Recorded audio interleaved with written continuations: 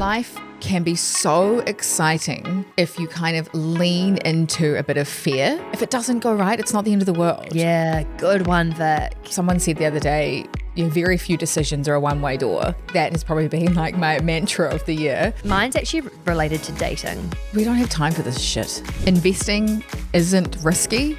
I think not investing is even more risky. Do not open until the recording tonight. Some top secret content. Hi, I'm Eileen and I have the challenge of being Victoria's mum. Okay, this is quite deep. When I was younger, in fact, I honestly reckon for a long time I've spoken about this as it being in the past, but I think it's only in the last 12 months that I could properly say I'm in recovery. And that's from... Before we begin, a quick note. This episode includes discussion on fertility challenges, body image and eating disorders. Please take care of yourself, love your bodies, and while you listen to this, if you need to take a pause or not listen at all, we totally respect that, but we just wanted to give you a heads up that those themes are discussed in today's episode. I don't think we're qualified to be giving any kind of advice, to be honest, Vic. I know. So before we jumped on this podcast, Soph was like, we need to channel big sister energy. I was like, well, at least you are a big sister. I am not. I am a younger sister. I have channeled younger sister energy for so long. I've also channeled younger sister energy though. I was a really bad older sister. No, you weren't. No, I don't think you can be. No, seriously. I think if you asked my sister and my brother, was Sophie a good older sister, they would have been like, no. Like, I think I've really come into my own as an adult. I was so focused on gymnastics because I was doing gymnastics when I was at school and myself. I was focused on myself and gymnastics. And I wasn't one of those older sisters that was like naturally maternal or like super caring. I was like quite independent. But you don't need that. You need a fun older sister as well. You don't need a second mum. I know, but I feel like most sibling relationships, the older sister is, I don't know, just like a beacon of light, you know? I would say I was a beacon of stress. A beacon of stress. And just like so absent. You know, like I just wasn't very present with them, I don't think. It's actually one thing I wish that I had been a better older sister, but I was just so like rabbit hole tunnel vision on probably gymnastics mainly. That's good. You're passionate. You're driven. That would rub off on them. Just trying to boost you up here, babe. Thanks. You know? You're like, nah. No, but I think like I can make a comeback. I can make a comeback by giving back now and also being a better older sister now. I think I've gotten better. Yeah. You can give back to all the sisters. Mm-hmm. So the purpose of this podcast, I mean, we could sit here and be like, these are all the financial things that you should do to be in a really good position when you're our age. But we were kind of like, do you know what? There's also heaps of personal stuff. So like, why don't we do some personal ones too? And also, we are not here sitting on our high horse being like, we've had it. No. You know, we've done it all right. If anything, I think this is the whole point of this, is that we've actually done it wrong and you can do it right by listening to this. It was so funny. We got contacted by our school, actually. So Soph and I went to the same school. We got contacted by our school and they were like, hey, love what you guys are doing. We'd love to do a poster promoting our alumni. And I was like, oh my God, amazing. So we sent them a picture of us and the caption, they kind of wanted a funny caption. And it was the creative and the geek. And that's right. I remember the time we thought this was a good idea. We thought it was so funny. And then anyway, I sent it to my parents and they were like, the geek? What?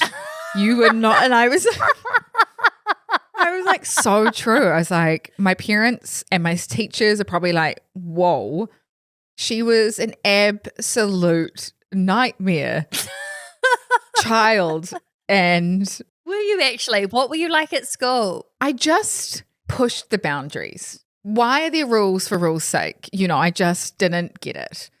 And so I would always just push the boundaries and see what I could get away with. Was this in school with teachers, with friends, like with everyone? What was it? Everything. Yeah. School, like authority, at home with authority and rules, curfews, you know, sneaking out, all of that. Like Really? I'm scared to have my own children if they're half of what I was like in my teenage years. Oh my God. Well, because Vic and I were different years. Vic was 3 years above me at school. So we knew vaguely. I mean, I think I vaguely maybe knew you, but we weren't friends until we moved to Sydney. And then all of, it's like you kind of leave school and it's fine to be friends with people that are younger. It's not uncool. Yeah. At the time at school, it would have been very uncool. But it's almost like Vic and Who I Think of You started as like, a 26-year-old or a 20, rather than, I don't know, pre-Sydney, pre-London, pre-Curve Vic. And I kind of wish I did. I also just backed myself and I knew, I don't know, like I would balance out the repercussions or like if I would get caught or, if I don't do this. Like I remember my exams and my mum was like, why did you not sit that exam? And I was like, well, I had enough grades. What was the point in studying for this exam when it doesn't really count to my overall grades and I'm already going to pass? And mum was like, what do you mean? You need to pass this. I was the total opposite. Yeah. I was the geek. We should have changed the poster. Yeah. But I wasn't a geek because I was smart. I was just so, God. I mean, you know what I'm like when I'm like a dog with a bone. If I've got a goal, I'm like, it's got to happen, And I wanted to get into broadcasting school and I had to have certain grades to get in. And so, and also I think because I wasn't naturally super smart, maybe there was like a part of me that wanted to go over and above. Like for school exams, I would take a giant like Monster Energy V, sit myself in Auckland University, like not a uni student, what are you doing? Went into this room that was just completely silent because I needed no distractions and like would go hard for like 12 hours and just study for like weeks. But I think it was because I wasn't really paying attention or nothing really sunk in throughout the year. And then I would get to the end of the year and be like, fuck, I need to cram. Anyway, we digress. What we want to get across is that like we're not perfect, No. We might seem like we are, but we're not. There may be posters of us at our school, but we are not. We are not model students. However, I think we have learned a thing or two. Yeah. And honestly, if I could go back in time, I would mainly just tell myself to chill the fuck out. Oh yeah, the little things. The little things are just like so little. Like I'm pretty sure I fell out with a friend because she didn't give like money towards a shared present or something. I'm like, what a bitch. Like, what is wrong with you, Sophie? Like, I just want to go back and shake myself and be like, no, actually, calm down. I remember I got mum and dad's car towed by accident and it was like I laugh at how upset I was and it was honestly like someone had died. Oh, yeah. I was like inconsolable, bawling my eyes out, like, and it's just like chill, Vic. And I remember my sister's boyfriend at the time was just laughing. And I was like, how are you laughing at me? But yes, I think that's just an overarching piece of advice is like the big things just end up being so little. Oh, man. It's kind of the same with investing, right? Like those big ups and downs that are happening when you're in them and you're like, oh my gosh, my portfolio is going down or my money's going down. As time goes on, you realize, oh my gosh, why was I getting so concerned about that? And why was I getting so worked up? That's actually a genius analogy. I love that. Yeah. It's so true. But then even when the small stuff happens now, I still stress out. I mean, I'm going to have to listen back to this podcast and take my own advice with that because honestly, like I've lost quite an important document. It's a long story and I don't even want to get into it because I probably will start crying. But I know I'll look back. I'll figure it out. I'll look back in like a couple of months and be like, yeah, that was stupid. Don't tell me that document was your passport. Nah, it's worse. Your visa. No, I haven't lost the visa. It's okay. Actually bad. And I'm too scared to say it on this podcast because it'll get back to the person. Oh. It's bad. Okay. So my first piece of advice, mine's actually related to dating. Oh. I feel like I genuinely learned this in the last like year. And I think that it would have saved me so much stress and time and energy if someone had just like really, really honestly sat me down and been like, if you are confused about whether or not someone is into you, they are not into you. They are not into you. No, but it's true. Like, I'm sorry. I think because I have always been, and it's so something I need to work on with my therapist. Attracted to unavailable people, which is the worst type of person to be attracted to. I have just spent probably over a decade chasing the dopamine highs and lows of has someone messaged me back or not. And I found this girl on TikTok who has revolutionized the way I think about this. She's honestly so brutal. She's like, I'm busy. No, he's not busy. He's not into you. I'm like, oh, okay. It's so true. The number of friends as well that have been like, oh yeah, and then like I messaged him and he didn't message back, so I messaged him again and again. I'm like, or sorry, but not even just the messaging. It's like if the message is shit and there's no questions, if it's not let's make plans and go out for dinner, if it's not forward, absolutely jog on. Like I'm not interested. oh, I've fallen victim to that so much. I'm like, why don't you like me? Why don't you want to go for dinner with me? Why don't you like say you start questioning it? It's also really detrimental to your like well-being because you start maybe becoming someone you're not, becoming obsessed, becoming weird, or questioning, okay, well, why don't they like me? Was it because I smell, because I look funny, because it's like, no, sometimes they're just not that into you and that's okay. Not everyone has to be into you. I think you just have to be super strict with yourself. If someone is not showing you adequate attention that makes it very clear that they are in fact interested in getting to know you and spending time with you, bye. If what you're wanting is a relationship. If you're not interested and you want something casual, fine, whatever. But like I would say majority of women from the age of, I don't know, early 20s are open to the idea of meeting someone that they actually want to be in a long-term relationship with. If that's the case, just be fucking brutal with it. No reply, shit reply, taking 2 days, see you later. Like don't try and get any more attention from that person. That's the kind of behavior if you're like trying to get their attention, trying to make them want to hang out with you. That's the behavior you're going to get for the next 60 years if you end up with that person as well. So it's like. No, but it's not though, because you trick yourself into thinking when they know me more, they're going to like me because I'm awesome. Like it's such a fucked up cycle. Yeah, no, but it's more like the person that you're like the biggest financial decision you're going to make in your life is who to spend your life with. And if you're wasting your time on this idiot that is not texting you back or just dragging you along, it's like we don't have time for this shit, you know? Nah. Your time is precious. Bye. Mine is you need to take risks. Life can be so exciting if you kind of lean into a bit of fear and lean into something that might feel a bit uncomfortable.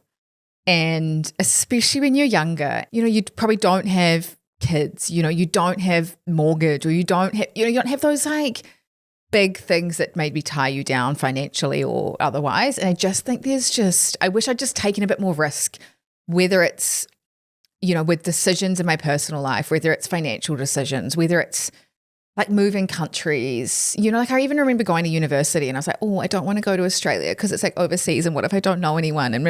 And so I stayed closer to home. Whereas like how cool would it be if I just channeled that fear a bit and was like, you know what? Yeah, it's going to be scary, but it could be really fun. It's so interesting that you don't think you've taken that many risks. What would be some other examples of things where you're like, oh, I could have been riskier there? Like if I think of my 20s, like I played it very safe in the jobs that I was in and the travel that I did. Going to move to Sydney, like, yeah, cool. But like, why not go somewhere a bit different and a bit exciting? And I don't know, I just thought that's kind of one of mine is like that I wish I had taken more. It's like even doing the curve, like the idea was in my head for like 3 years before I actually did anything. Do you know what I mean? Like it's just do it.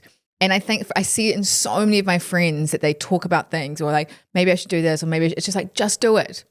Just start. Like there's always, I think it's also a female thing. There's a fear of what if people don't like it? What if I don't like it? It's just like, just do it and you'll figure it out. It's kind of like back yourself, I think is probably more the piece of advice. It sounds also like your piece of advice is don't feel like you need to do the thing that everyone's done. Like if it's moving to Sydney, look at other options. If it's doing this degree, look at other options. If it's like, don't just do what your friends have done or what you've seen prescribed. Like there's so many options out there and you can be creative and take more risk and your life is precious and actually just do the thing. when you're younger, if it doesn't go right, it's not the end of the world. Do you know what I mean? Like you've got so many years ahead of you.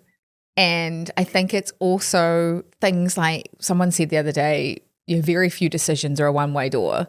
And honestly, that has probably been like my mantra of the year in terms of it's so true. It's not, if you go somewhere or you do something and you don't enjoy it, it's like 99% of the time it's reversible. You know what I mean? Just take the leap because who knows, you might actually enjoy it. You might actually learn something. You might actually grow as a person. Almost everything, literally almost everything is reversible if you realize you've had a mare. Or pivotable, right? Like you can pivot. Okay, this is quite deep. And it kind of does come back to what I was saying about being a shit sister. And now I know that this is very, very, very common in women who have ADHD, but also I know that this is something that most women struggle with. And I really, really hope that we can just move on and focus on more important things. When I was younger, in fact, I honestly reckon for a long time I've spoken about this as it being in the past, but I think it's only in the last 12 months that I could properly say I'm in, what's it called? It's not remission, recovery. And that's from an eating disorder.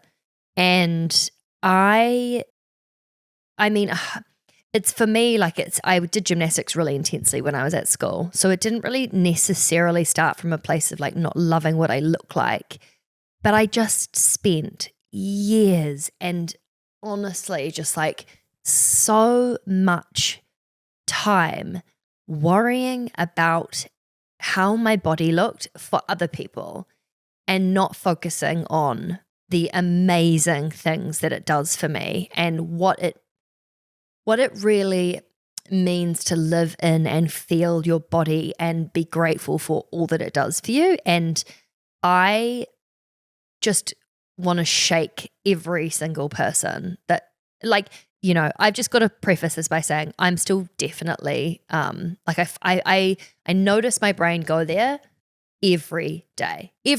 Like I go to Pilates, I look in the mirror, I'm like looking at other people, I compare myself, I say nasty things to my body, and I am actively trying to reverse that by like actually every time I notice it, saying something nice to myself and trying to reprogram what I've been told my whole life is be small, make yourself smaller, you know, to be successful, to be valued, you have to be thin. It's just such bullshit and it's such a waste of time. And I really would just challenge anyone who is feeling like this to realize that life is more important than the amount of weight that is on your body. Obviously, there's a difference between being unhealthy, but there's arguably more times than not that I would have been more unhealthy by being underweight than having an extra 10 kgs.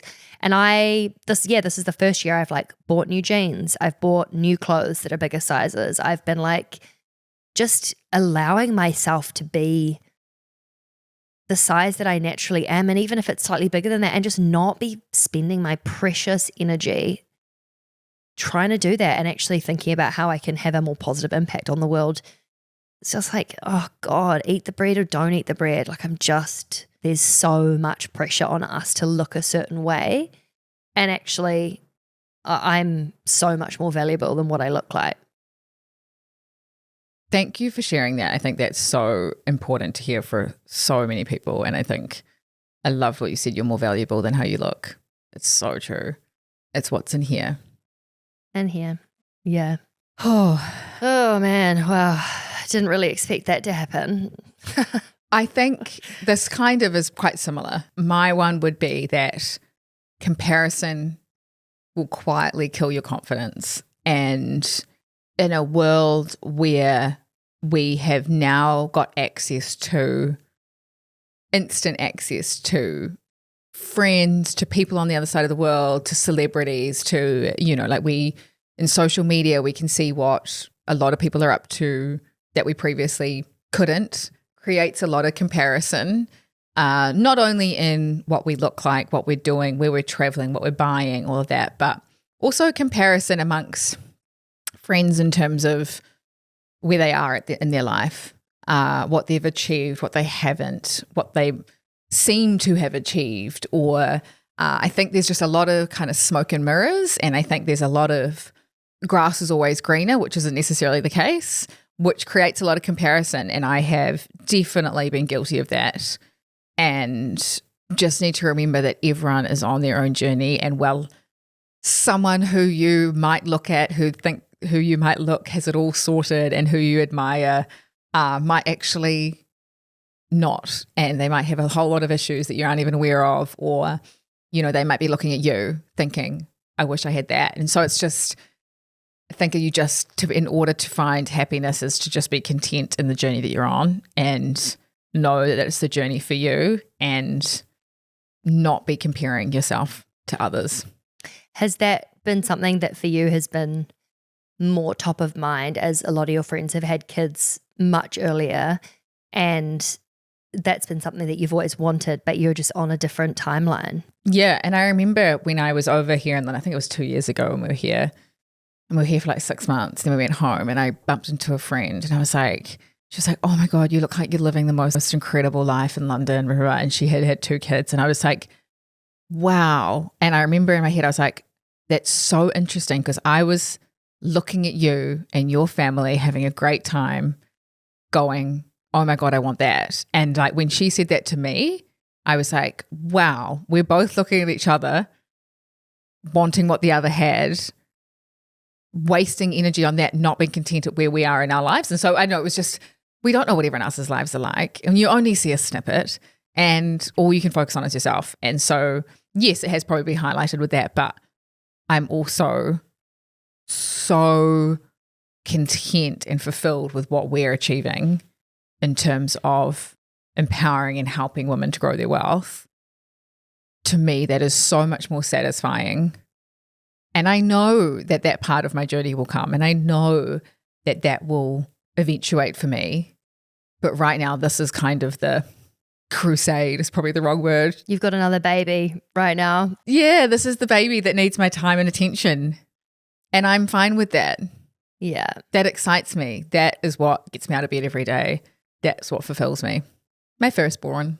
Yeah, no, I think that's a really important one to share, particularly as, everyone speaks about like, comparing your life on social media. Like that's a narrative that we've heard a lot. It's not a new take, but I think that as you enter your 30s and people's lives really genuinely take quite different paths, you have babies and buy houses, and there's sort of like a short period of time that a lot changes at once, whether it's house, marriage, kids, it's quite an intense time, and you can decide early on like how you want to, what it is that you want, but ultimately you can't actually determine what's going to happen. You can because I've always wanted to be a mum, and I still really do. But I notice myself looking at friends who are in different stages of life to me, and it's so easy to go into you've got this, I've got that, but I don't know, I just feel like that's a never-ending cycle that's going to go on for your entire life unless you choose to not go down that rabbit hole. Happiness is not a destination, and I think that's really important. This leads me on to my next one, which I had like a burnout in my 20s. I was about 27, and I'd worked for really quite an intense period of time. I left my degree early for a job offer, and then I was doing my thesis while working full time. So I was like already just like, what are you doing? And this was when I was like 21. And by the time I got to about 28, I'd sort of had this like quite intense career already, when a lot of my friends were kind of in their, 3rd year of working, and I'd been going for quite a while. And I was producing breakfast shows. I was getting up at the most ridiculous times, like, as in 3 a.m. for like 5 years of my 20s. And I just had this total burnout, and I found a lot of tools at that time, because it was out of necessity, that are what really help keep me stable now. And like, full disclosure, I mean, the last 6 months for me have been pretty rocky. I definitely haven't been smooth sailing, but even today, like I had quite a bad amount of anxiety, but I knew the things that I could do and I had tools in my toolbox. And I think I would just say, like, if I was younger, and actually I did meditate from a young age, so I was really lucky in that way, but I would actively try and find the things like, you know, for you love Pilates. It's a place that your brain can switch off. For me, like I really enjoy writing. I find it helps me process my emotions. It's like finding the things that you can use to self-soothe when you need to, which happens a lot. Like it doesn't matter what you're going through, whether you're in uni and you're stressed about an exam, whether someone, I don't know, cheats on you. Like there's so many things, right? And we're talking about the idea of like, don't sweat the small stuff. But actually the reality is a lot of the time things feel huge in the moment. Yeah. And I wish that someone had helped me with, you know, here are some things that will really help regulate your nervous system and help you make decisions from a place and treat people with grace when you're struggling. And I wish that I had known those things younger. And I think that if one day I have kids, that will be something that I help teach them really young. I think, you know, anxiety and mental health and all of that has become way more spoken about. Like when we were younger, that wasn't even a thing, you know, like you didn't know what anxiety was. Now it's a word we throw around all the time. But I would just say like find things that make you feel in flow and at peace, whether it's pottery or dancing or whatever, like finding joy and peace amongst the chaos of what is like a very intense experience just living is important. Yeah, I think mine kind of flows on from that as well. My last one around making time for friends and family. I think if anything I've learned over the last probably like 5 years, so only recently, is that, you know, your career is your career, work's work, but like when shit hits the fan, it's not your employer or your boss that you're going to, you know, it's your family, it's your friends, it's your support network. And unless you cherish that, put time and effort into that, nurture that, give back to those people as well, they're not going to be there for you. Well, they probably will be, but like, you know, like in terms of it works both ways. And like, yeah, but it's an investment. You have to invest in them Totally. with time and effort and love. It's not just I mean, yes, your family will always be there, but it's the idea that we invest so much time into like romantic love or work, but your friends and family are like the pillar of your life that are going to be there forever. And if you don't invest in them, well, you can't expect that to come back. Well, and they might not be there forever, right? Yeah. You're just probably a figure in your workplace and you're replaceable, and, you know, but you're not replaceable to your family. Your family's not replaceable to you. Like it's a great source of comfort when life seems chaotic as well, and no success is worth it if you're too busy to enjoy it with the people that matter the most. We can strive for higher paying jobs, more money, more success, more material things, but for me, I've noticed when I'm the most happy is when I'm with my family and my friends. Oh, God. Not that I don't enjoy work. I'm not meaning like No, you're a psycho worker. Don't worry. I'm aware. Yeah.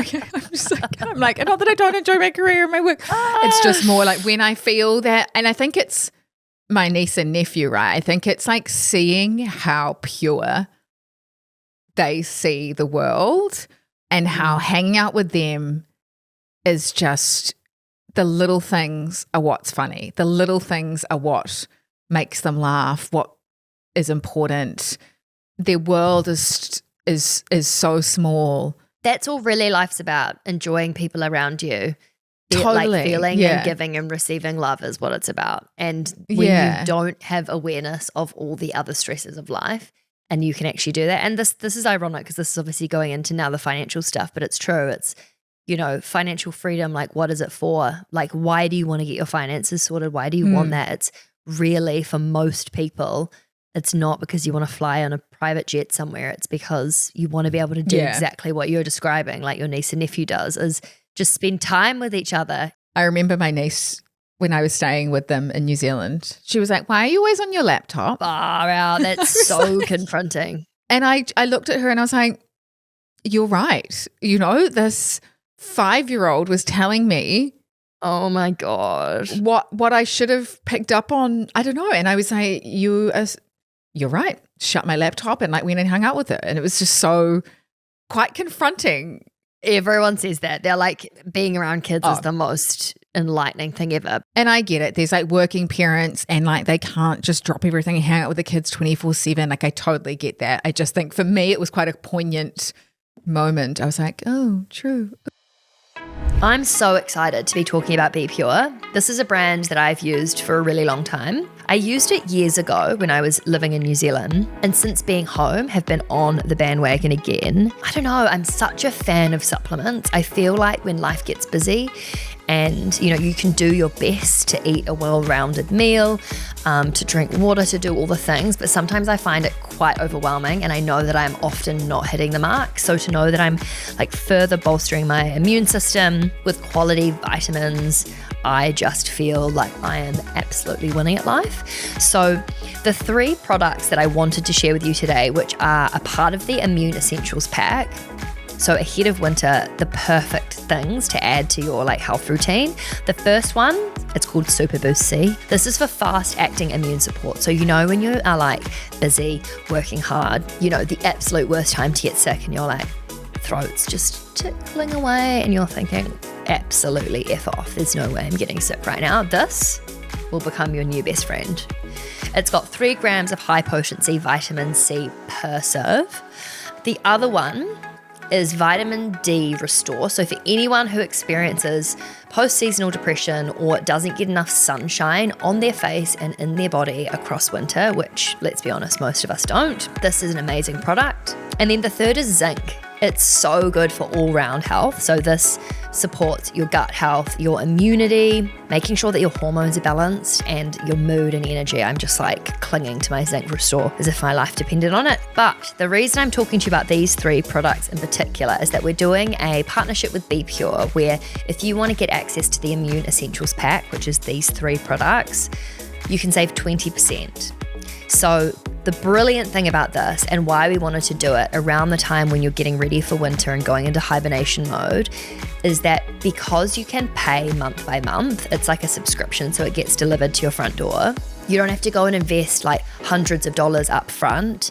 You can pay month by month, so you can factor it into your budget, but you can also be investing in your health. So if you would like to find out more, you can find out all the details in the podcast show notes, and the link will take you straight to getting 20% off. So thank you so much to BePure. Okay, before we move on, Vic, to the financial stuff. Oh, yes. So our producer, Emily, has sent me an email this morning, by the way. She sent this 11 hours ago and I wasn't able to open it. And she had all these emojis being like, do not open until the recording tonight. Some top secret content not to be opened until further instruction. I'm like, oh my God. So it says surprise. So I'm assuming I play one and then I play the other, but I actually don't know. So I'm going to try play it through my phone into the mic, okay? I honestly don't know what this is. I swear on my life I don't know what this is. I'm so nervous. I'm Sarah. I'm Sophie's mum. Just here to share a few funny stories, bits of wisdom, and a few proud moments about her and her life growing up and where she's. Oh my God, wait, sorry, I've just got to pause. This is 2 minutes long. I'm so scared. It's 2 minutes. Shit. Sorry, back to it. I'm really proud to be her mum. Well, when Sophie was a teenager, I'd say that she was chaotic. In fact, really chaotic. Good fun, and she was a very high achiever. I wish that I'd been able to teach Soph more how to save some money, what the meaning of it was, or the value of it, or the need to save some of it. Like, it didn't just sort of fall off a tree, although it probably did fall off a tree until she left home. Oh my goodness, Sophie once made this purchase. She bought this absolutely beautiful one-piece luxury Bogner ski suit. She wore it a couple of times and then, strangely, she misplaced it. Can I just tell you quickly, I found that the other day. I found the fucking ski suit. See, it all comes back. There's a theme. Well, it might not surprise you to know that Sophie was really good at drama when she was at school. She took on the role of leading the Shakespeare play competitions that were going on in the secondary schools. And at the time that I was watching her doing it, I'm going, how is she ever going to do this? But she had these people absolutely under her thumb and totally trained. And I think they might have won the New Zealand award or Oh my God, close I to. forgot we did. So I was like, oh my gosh, you are a leader. Look, honestly, I'm in huge admiration of Soph, really, for being able to put her younger self out there and beyond her comfort zone to overcome and accept her challenges. So now, she's just turned all those challenges into positives. So enormously proud. Oh my God, I feel like I'm going to bawl my Aw. eyes out. That's so beautiful. I need to save that for when I'm feeling shit about myself. Yeah. Oh, Also, I can't believe I forgot I was in a Shakespeare play. Oh my God. Okay, are you ready? Emily, For the yours? little sneaky. Oh, so sneaky. Do you think it'll be your mum or do you think it'll be your dad? My sister. My mum. I hope it's Eileen. I'm Eileen. I'm Vic's mum. I was going to say I have the pleasure of being Vic's mum, but I'm trying to think of a word. It's like, I know what I'll do. I don't know what I'll say. Hi, I'm Eileen, and I have the challenge of being Victoria's mum. Describing Vic in 3 words, probably determined. You could never tell her she couldn't do something. Challenging. And she was always popular with her friends. So a money habit that I tried to pass down to Vic, but it didn't really stick, is to always try and reduce your debt and only buy what you need, not what you want. It hasn't really stuck. So a Vic purchase that she's made was totally irrational, but totally committed once it was made. A $600 dog bed. I'm sure the dog would have no idea that a dog bed was so much more comfortable. A piece of financial advice which I wish someone had told me is to take a long-term view of your financial future and how you're going to get there, and then look at the implications along the way of your decisions. I'm really proud of her commitment to the curve. She gave up a higher income and the security of a fund manager's career with a capital firm to promote financial literacy for women. Her and Soph have created a movement, and we're starting to see change in New Zealand from this. The New Zealand government's just announced that they're taking action by implementing financial education into the school curriculum. So that's really great, and I think they've helped to push this because to me it's a really important part of education.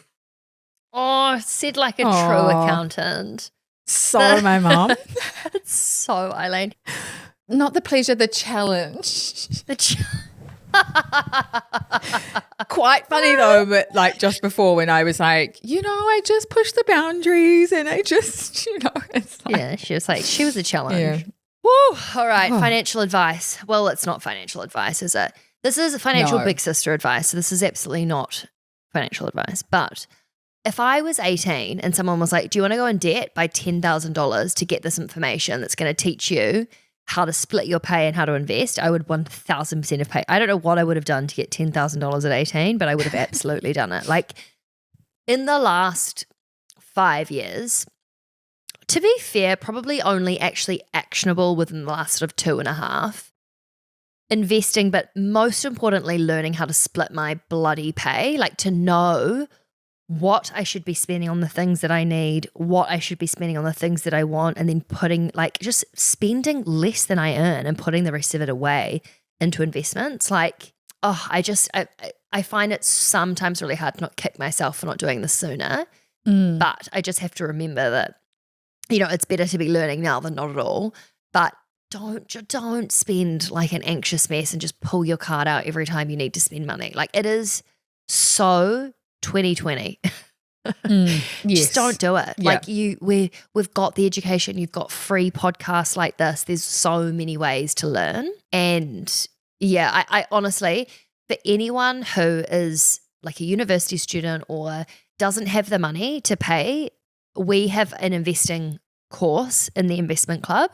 There's actually a 7-day free trial, so you could do it and literally just do it in 7 days. If you've got no money to pay for a membership, fine. Honestly, I just think that this needs to be everywhere. It is an incredible course. And ironically, what your mum said about like what she said about teaching this in school, like the fact that this isn't done. In fact, maybe we need to pitch our course to be played in schools because it's so important and it was life-changing for me. And it's also, it's like a Netflix. It's like such an easy watch. Get some popcorn, sit down, turn on Our Faces, and we did a good job actually. Like there's not many things I'll be blatantly open about being like, that was really good. Our investing course is fucking amazing. I'm so proud of it. My piece of financial sister advice, despite what my mother says, is to not spend money on material things. Kind of is coming back to what you're saying just about financial education, right? Like if you can spend less than you earn and you can master that, you're going to be so much better off than if you are spending more than you earn. Do you know what I mean? And then you can think about investing that money. But if you can make sure that you are spending less than you earn, you are going to be so incredibly wealthy, way more wealthy than someone who might be earning 10 times your salary or double your salary, because you don't know if that person that's earning a couple $100,000 more has probably spent it. They could be in debt to the eyeballs. They could be, it kind of comes back to my comparison one as well, but it's all interrelated in that. Like, don't spend your money on material things. And yes, I was bad at that. I have now learnt my lesson that, it doesn't bring you joy. It doesn't bring you comfort. It doesn't bring you happiness. It creates more stress. Do you know what I mean? Especially if it's beyond your means. And I think that is one piece of advice, is that if you can make your spending less than you're earning, you're going to be in a really, really healthy financial position. It's a really good one. I would say I would go back and hit myself in the face if I could. My 18-year-old self who opted out of her KiwiSaver, aka pension, aka super. Honestly, if you are in your first job, like actually this is true for anyone, but especially if all you're paying for is drinks on the weekend. If you are young enough to not have anything else to worry about or very low costs, life costs, and even if you don't, prioritize paying the maximum that you can into that account. So firstly, do not opt out. Secondly, if you can do the maximum contribution early, the money comes out before it even hits your account, you will be literally hundreds of thousands of dollars richer when you're older. Like, just do it early. I'm like, if I could go back, I would be hitting myself in the face with like a wet fish. It was just the worst decision ever. I didn't tell anyone I was doing it. My employer didn't tell me anything. I had no idea what it even was. I didn't even know that KiwiSaver or super or pension was money being invested. I had absolutely no idea. And I just wish someone had told me, look, don't even think about it twice. Make sure you're contributing the most that you can. It comes out automatically from your pay. Just trust me and do it. That's what I would say. And because adjusting your lifestyle for an extra like 1 or 2%, like I kind of flowing on from that, wish I had contributed more. Do you know what I mean? Because when I'm younger, you're not noticing 1 or 2% more of your salary. That's probably not eating out lunch once a week or something. Like, just be ballsy. Yeah. Whereas now, when you get closer to retirement, having to find an extra couple of $100,000 or whatever to, make up that difference that would have been if you had contributed is much more difficult and much more impacting on your lifestyle than a couple of percent early on. Honestly, if someone had just shown me a graph of, the one that we do in our presentations when we do like corporate workshops or we speak at events. By the way, if anyone wants us to do a corporate workshop or come into your workplace or school, please let us know.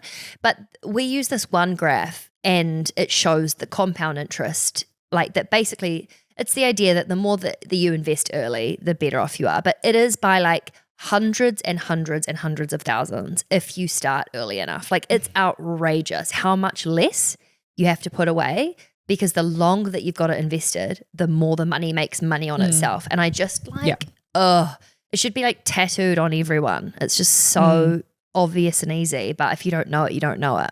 They should do it when you leave the hospital and you've had a baby. They should give you a pamphlet that says, hey, if you can afford to put, $10 a month. I thought you were going to say the baby should get a tattoo. I was like, yeah, okay. Oh, yeah. I mean, yeah. My second piece of financial advice is ask for the pay rise. Yeah, good one, Vic. Yeah. I just think if you're sitting there going, oh, but I don't know if I've, contributed enough or if my boss will say yes, or just bloody ask for it. Just stop trying to rationalize not asking for it and ask for it, because for majority of women, you will be getting paid less than an equivalent role. God, if you need to do a shot of tequila before you ask, honestly, do whatever you need to find the confidence to go and ask for a pay rise, because it is so important. Yeah. Maybe don't do a tequila shot. That was probably No, really don't. bad Yeah, advice. they'll be like, we can smell alcohol in your breath, so we're actually going to deduct your pay. You're actually fired, so no. Yeah, we're like, so thick. But we actually have we have a really great podcast with Maggie Palmer, who talks about, tips and ways to help you have the confidence to ask, because it is scary. But yeah, there was so many times that I rationalized not asking for one. I was too scared, and I would have just had a lot more money and felt a lot more valued in those situations as well. So Also, just don't be afraid to ask people around you who you work with what they earn. yeah. Find a way that you feel comfortable with. There's in that episode, Maggie talks a lot about that, because you don't just want to go bull out of the gates, being like, what do you get paid? You want to give them context. You want to explain why you're asking. There's ways of doing it that's tactful, but it's so important. I had a colleague come to me and go, hey, Vic, just was wondering if you felt comfortable telling me how much you get paid, because I'm about to go ask. And this was a male colleague. Oh, that's cool. And I was like, yeah, of course. Even if it was a ballpark, it would have helped him. Even if I was like, oh, actually, I don't feel comfortable telling you, but this is roughly what I'm getting. Or my salary has gone up 20% this year.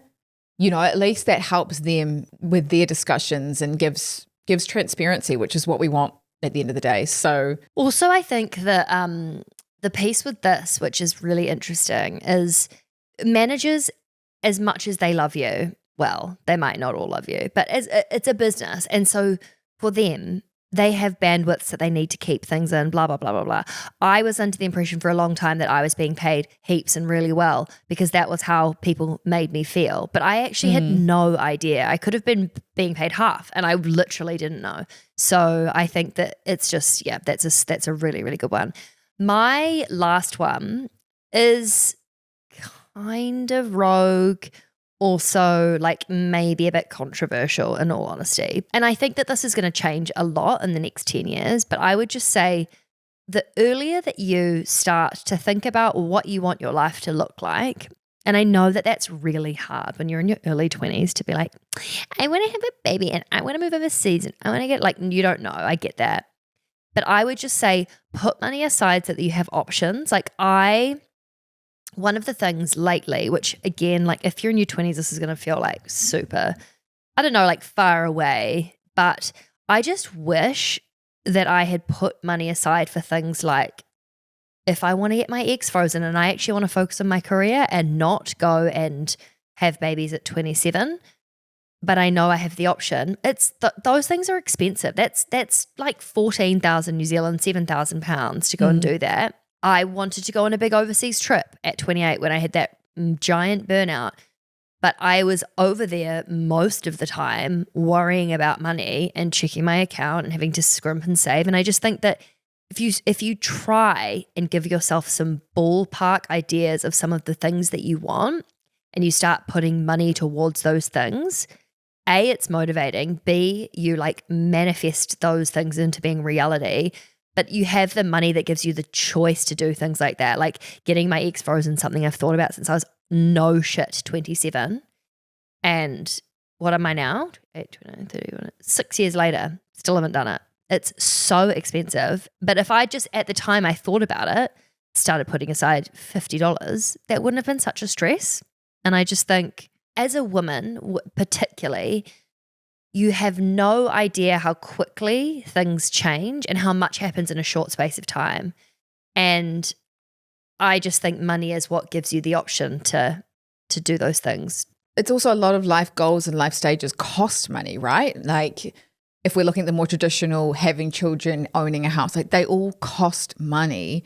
So therefore you do need to plan. You can't just wake up and be like, today I want to buy a house and not have a plan of how you're going to get the deposit and, you know, how much it's going to cost you, how much you can borrow. Like a lot of life goals cost money and need a financial plan behind them. Mm. And yes, there's things that, you know, pop up that you might not have had a financial plan for, but the more that you can kind of plan for the things that are in the plan, the less kind of, I guess, stressful the non-planned things become. And that's kind of why we have emergency funds as well. But yeah. 100%. And actually emergency funds we talk about in the course as well. So if you are interested in that, we'll put the details in the podcast show notes for the club so that you can go and do that course, because all of those skills just in terms of saving, budgeting, knowing how to put money aside for goals is so important. And it's all in the course. Side note, if there's anybody listening to this podcast who is a similar age to us, who is interested in the idea of egg freezing or has done it or whatever, we've put together like a survey to try and get a bit of data and gather like, how much did it cost? Where did you get it done? How many eggs did you get? Blah, blah, blah. If this is you, would love to get any data. We're talking about so many things. The podcast show notes are going to be very busy, but they'll be in there. My last one, kind of related to my personal advice, but it is, and actually it's quite interesting. My mum was like, she left her job to start the curve. You know, she's such a risk taker. I think investing isn't risky. I think not investing is even more risky. Oh, that's so good, Vic. I love that. Because if you're just sitting there and you've been learning about investing, you haven't actually done anything, or, you know, you've been putting off even learning about this stuff, inflation is quietly eating away at your money. So you're actually putting your money at more risk by doing nothing with it. And I think that's really important. I'm not saying here, you know, go and invest your entire life savings in Bitcoin. That is not what I'm talking about. I'm saying if we financially educate and talk about money and it becomes more a part of conversation, we as a collective of women will be able to make more informed decisions that will help grow our wealth. Like, okay, I'm going to put my emergency fund in a term deposit so that it is at least growing at the level of inflation, so I'm not going backwards. Like those little nuggets are what's in the course. And that is kind of something that I really want to hammer home, is that by doing nothing with your money right now, you're taking more risk. Oh, what a mic drop moment. So good. I also loved this episode. It was very cathartic. Cathartic. I love that word. If you've listened to this to the end, congratulations. Also, can you comment wherever you're listening and just let us know what you thought of it? We also would love to ask for anyone that feels comfortable, wherever you are listening, commenting, to let us know if there's any advice you have, whether it's personal or financially related, because we'd love to share some more of those like on our socials. So anything that pops up can be small, big, but I just think the more we share knowledge and talk about the stuff, the more we all learn. So hope you enjoyed the app, and we'll see you soon. See ya. And thanks, Mom. Oh yeah, thanks, Mom. Love you. Love you. Bye. Thank you so much for listening to Raising the Curve. These conversations are designed to teach you everything you need to know to be better with your money, from saving to investing to talking with your friends about your salaries, all of that stuff. And if you like what you heard, we would love if you could please hit subscribe wherever you're listening and leave a comment. Let us know what you thought about the episode. And it only takes 1 second and it would really make our week, our month, our year. Yeah. So please do it. Okay. Love you. Bye. Okay, quickly, The Curve was created to empower and educate you about investing, but we are not financial advisors. Our platform exists for educational purposes only, and it doesn't provide personalized investing advice for your individual needs and should not be relied upon to make an investment or financial decision. And always remember to do your own research before making any investment or financial decision. We're here for any knowledge and support you need, but the final call is always yours. And thanks for being here. You got this. Yeah, we know you got this.